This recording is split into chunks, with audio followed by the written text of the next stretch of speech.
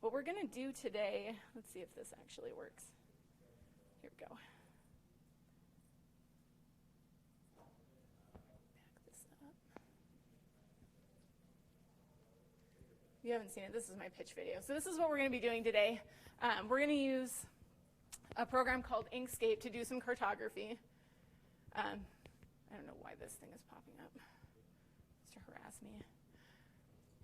So we're going to go through a process where we're taking things from QGIS, which I think everyone's familiar with, and we're going to bring it into Inkscape and make it fancier and talk about some of the options you have beyond QGIS. So this is also on my YouTube channel if you want to watch it again.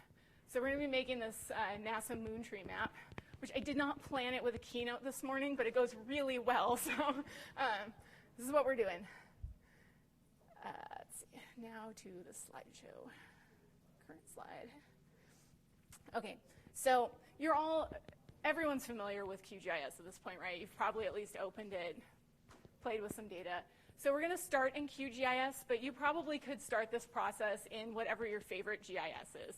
We'll talk about export options so you'll know whether or not you can use your favorite GIS. So we're going to start in QGIS, and you need to do all of your analysis. Any spatial analysis must be done in the GIS before we move into the ART program.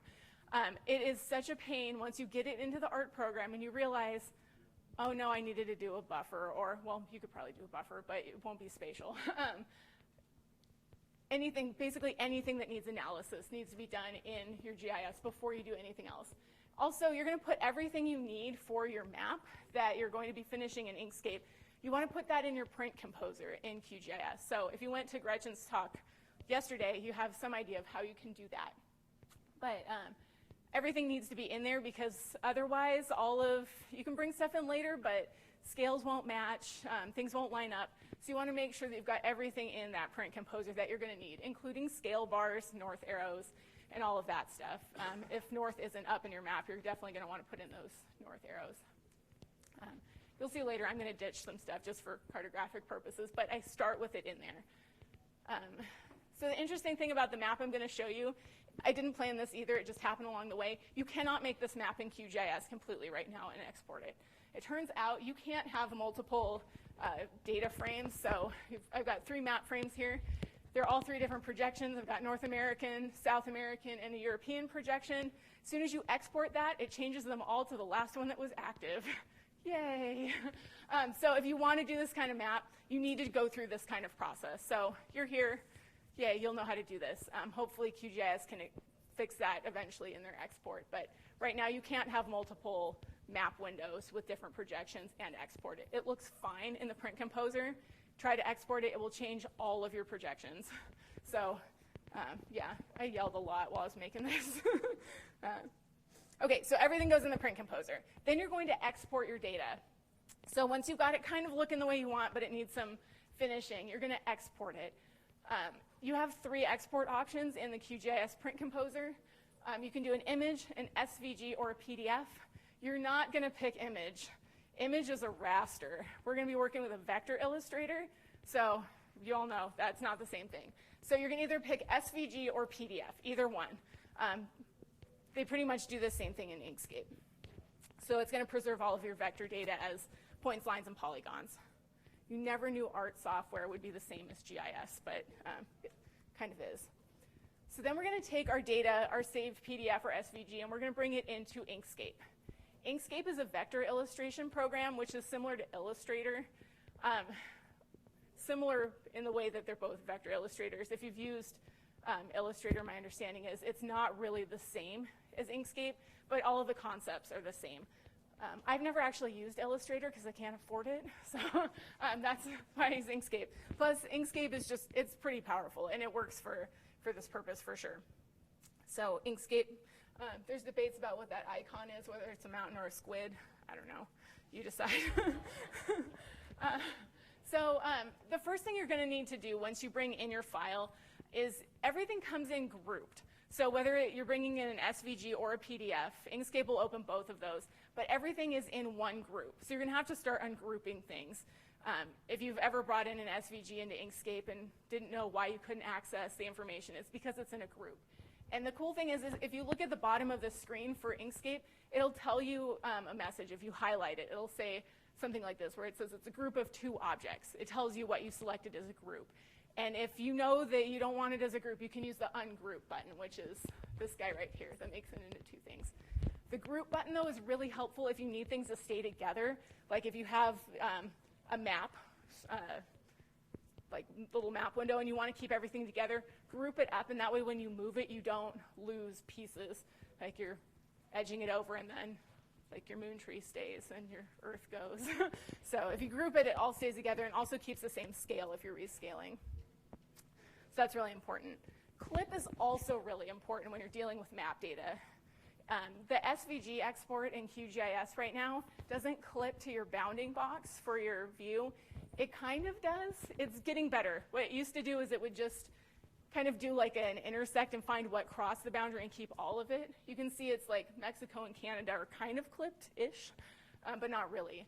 So this has advantages, actually, because if I need to resize my bounding box on that map, I don't have to go back into QGIS and re-export. I can kind of fudge it from here. So it's kind of nice that it leaves some of that hangover, but we need to clip that when we make our final map. So what you'll do is select your bounding box, this thin black line, select the layers you need to clip, and then there's a clip process in one of the toolbars. So it works just like in GIS. A lot of these vector processing tools are very similar to vector processing in GIS. So you're kind of already an expert at Inkscape, and you don't realize it if you've never used it before. Layers are also really helpful, just like a GIS, right? So you can group things up. People in front can see, I've grouped mine into, I have a text layer, so all of my text is going to go into one layer. That's helpful for selecting it all later when I decide I didn't want purple text, I wanted it black, so I can fix that together. I've also got my North America grouped together, everything for South America and Europe in this case.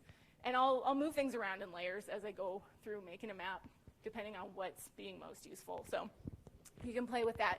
But it's the same idea as when you have a table of contents in your GIS. You've got the render order is the same, like text is being rendered on top of all of the others. So again, a lot of similarities with GIS.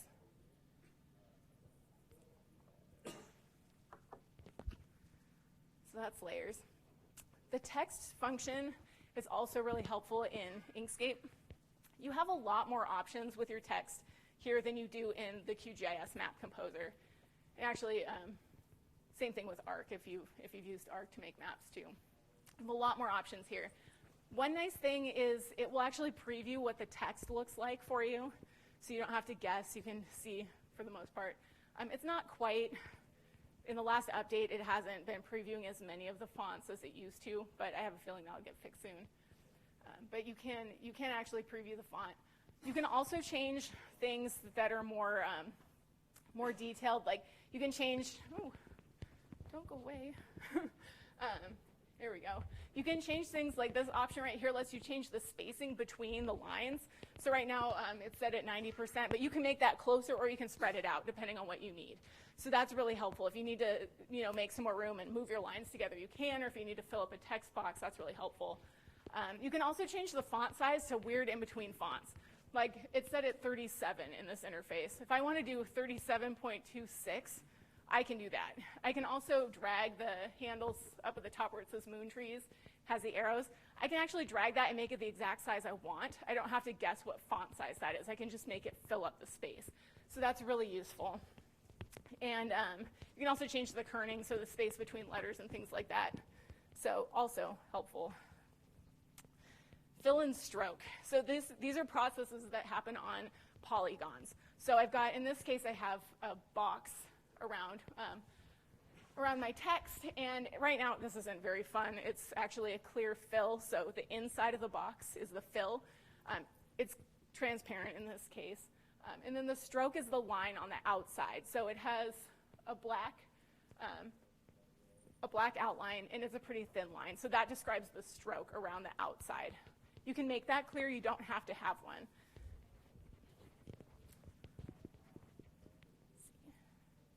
So you have quite a bit of options. You can also do gradients. There's a really good gradient tool where you can change gradients and have a lot of fine control over what that looks like. obviously, with this map, I don't want to go overboard. Blur. Blur is really something I use a lot in making maps.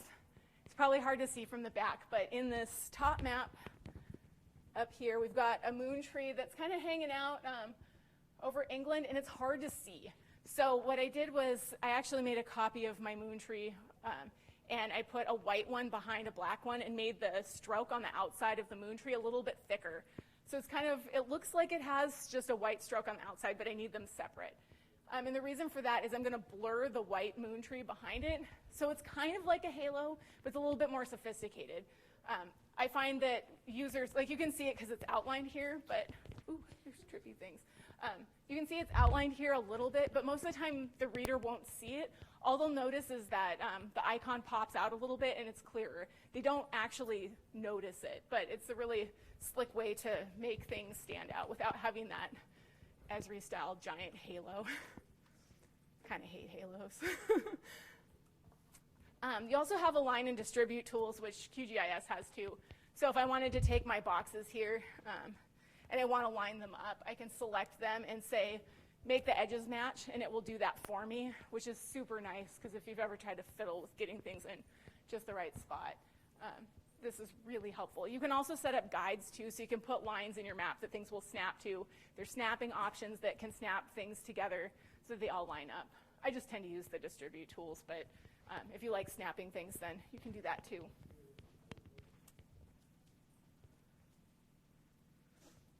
Let's see. Another thing that you really don't have access to in a GIS print composer or map composer is filters and extensions. Or here, apparently. So there are a lot of filters and extensions in QGIS, and they're being added all the time. I think you can write your own and add them as well if you need something that you don't currently have. So one of the things you'll be familiar with is in the shadows and glows menu, you can do a drop shadow. So if you didn't put it in QGIS and you need one, you can do that here. You have a lot of control over what that actually looks like. You can do things like glows as well. If you wanted to put a glow and you didn't want to go through that blur process, you can see what that looks like.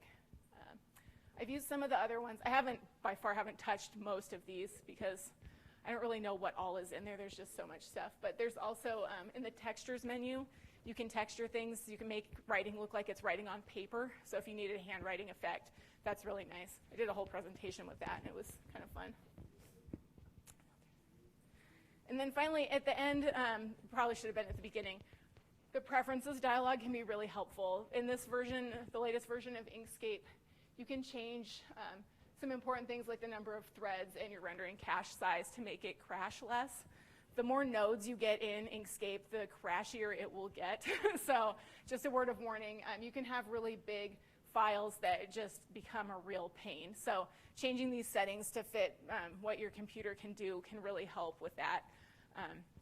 Make it crash less, but also the save button is your friend. It also does auto-saving too, so if something does crash, it will tend to have at least a fairly recent version that you can recover, but obviously you don't want to count on that, so save often. Let's see. I think that's the end of it. So I kind of motored through that pretty quick, but some resources. You can download Inkscape at inkscape.org. There's also some really good tutorials there to get you started. So if you, it kind of teaches you how to use the tools, and once you get a feel for how the tools work, you can move through this pretty quickly, especially, like I said before, if you have GIS skills, a lot of your GIS concepts apply to vector illustration.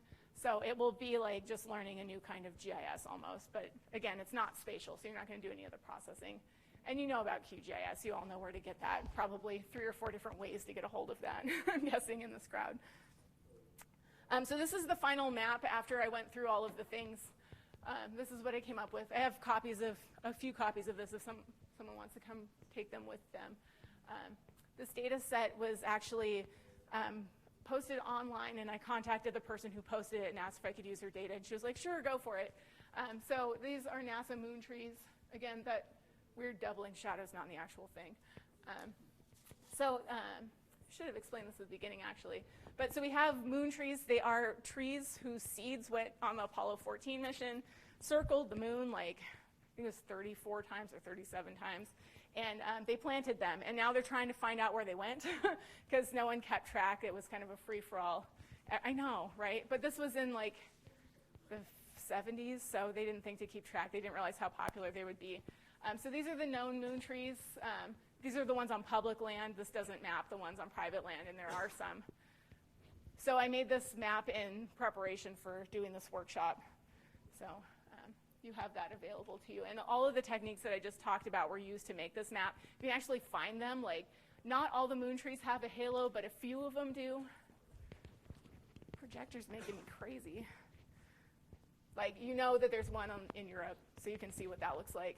There's also one up in the Pacific Northwest where it crosses. There's a bay up there, and it really wasn't standing out. So, also the clip tool, you can use it on raster. So if you bring in an image, like the map of the moon, the picture of the moon that's behind there, that's actually clipped with the North America and all the continent boundaries. So you can clip a raster to whatever shape you want. If you have a polygon, you can clip it, which makes it easier to work with if you need a picture of the moon shaped like North America. So you can do that. Also with this one, it's easier to move things by hand in Inkscape. So all of the movement of the moon trees to get them to show up, I did in Inkscape rather than trying to do it in QGIS, which you can do in QGIS, but for me, this was easier to do here. So you have options, I guess is the point. So there's that. Okay, so this is the time we ask questions. I know I didn't cover everything you could possibly want to know, and that is on purpose because we'd be here for years. But if you have questions, I'm happy to take them now. We have plenty of time to do that. This is Cadmius, he helped. Yeah. Are there any other export preferences that you recommend if you're going to export something to bring into Inkscape? Okay, so I'm going to repeat your questions just so that the mic can hear it because it's getting recorded. So the question is, what other export options are there? Right now, you have the three. It's that you can export to an image, you can export to PDF or SVG, and that's pretty much it from QGIS. Inkscape can only open SVGs or PDFs, as far as I know. So I would recommend those to start with. Yeah? So all this, if you had access to trees, you did one by one to create the whites? I didn't, yeah, so I didn't put them behind all the trees. They're only behind a couple that I found difficult to see. Like if they were confusing, I put them.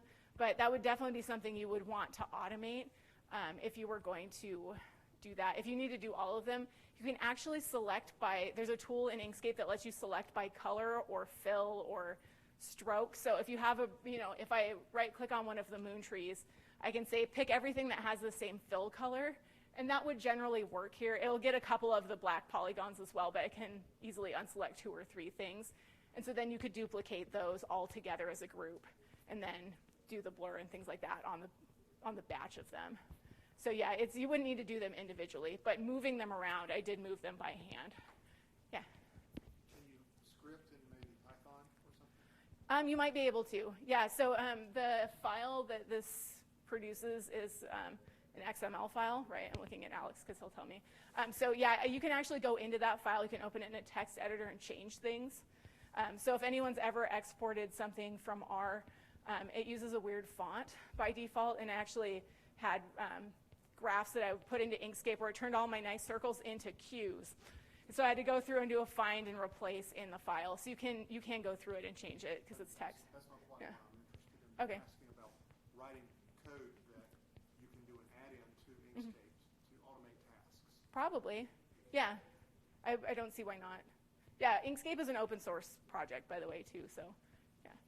So you said you don't like halos. Mm-hmm. Does Inkscape recognize halos as stroke?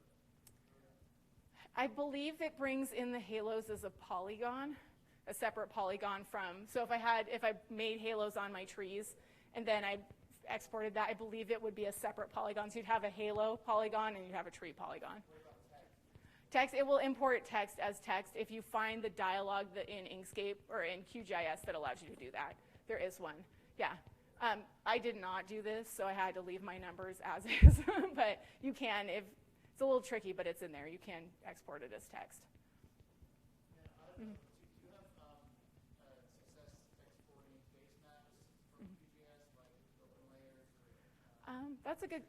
That's a good question. I have not, oh, sorry, the question was, can you export base maps like OSM data? I haven't tried that, but if it's tiles, it's going to come in as rasters, so you won't be able to edit the actual, roads and things like that if it's tiles. If you bring it in as vector data, you can edit it in Inkscape. So you need to make sure if you have a base map that you need to edit, you want to make sure that it's vector data, not raster. You can use raster in here, but you have a lot less options with that because it's a vector editing tool. Yeah. So for those of us who are bad cartographers, what do you normally do in place of halos? For me, I like to just make a copy of it underneath and then blur that copy. It's not that you shouldn't use halos. I just find that a lot of people make them way too large, and sometimes the halos get in the way.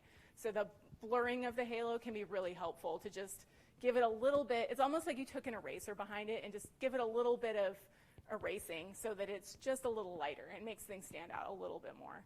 So yeah, the blur is really helpful for that, just toning down halos. Yeah. Yeah, I don't think you can blur in QGIS. So, someone might know different, but I'm pretty sure there's no blur options yet. Someone might change that tomorrow, but yeah. So you have to do this repetitively. You've got a lot of steps to do. That's why it's something that's desire. But you maybe usually, have you heard anybody talk about maybe having dynamic, almost like where you stick it like a graph or something, but you come back in instead of having that one export that you have to mess around. I can't, there's noise coming from the other room, so if you could speak up, that would help me. So when you export out of QGIS, you've got a one-shot, PDF, and you got 50 steps to do. It's a big job. You've got to do the same map the next time you want to do it again. So if your map content is changing, have you ever heard of anything like a dynamic link to that map data so that you don't have to repeat all those steps in Inkscape? Okay, that's a good question. So the question is there a way to automate making the map so that if you have changes in QGIS, if you're doing it again in Inkscape, can you kind of skip some of those steps or automate those? And the answer, I'm not sure. I think there is potential for developing it if it doesn't exist yet, because both projects are open source. There's got to be a way to link them, but I haven't tried to do that myself, but that would be excellent, especially if you do need to make some changes or you realize you need to do some analysis. Yeah. Uh-huh. To answer this question, you can generate a template and insert inserts to certain files. Good. Right on. So you're going to have something you're going to reuse. Okay, so I'm going to repeat that as best I can for the mic. So the answer is you can. There are tools that will let you do that. You have templates that you can use, and you can link that between QGIS and Inkscape. Well, you're more going to generate your own map template, and then you're just going to link certain files that you've exported from QGIS. It's not quite automated, but it'll save you a little bit of time. Okay, so you're going to make your own templates, and then you can link the files, and then it will save a little time. Okay, good. See, this is why this community is awesome. Someone has an answer when I don't. Yeah. I was just going to say, too, with the blur and QGIS, there is a live layer effect for blurring, but I think it has a slightly different effect than what you're doing. Yeah. So there's always multiple ways to do stuff. So this is just one process, and what I've showed is really the process that I tend to use. But by far, like, take these things and do what you want with them, whatever works for you in this process. And I just like the ability. There's a little bit more like detailed tools in Inkscape than there are in QGIS and the Print Composer. Also, I find stuff hard to find in the Print Composer. You can make awesome maps with it, but I lose patience, and I know this better, so I go here. So that's what I do. Yeah. I just wanted to share something that I think Inkscape is really good at for cartography, and that's curving text. Yes. Draw a line in Inkscape and connect your text to the line, or join the text to the line, and then move it around. Yeah, so the comment for the microphone was that one of the things that Inkscape is really good at is curving text on lines. So you can actually flow text onto a line. So if you need like a river label to follow the river, Inkscape can do that really easily. Yeah, so if you need that, you have finer control over the label placement, but a lot of it, once you get it here, is by hand. So you kind of have to balance when you export. Yeah. You mentioned there was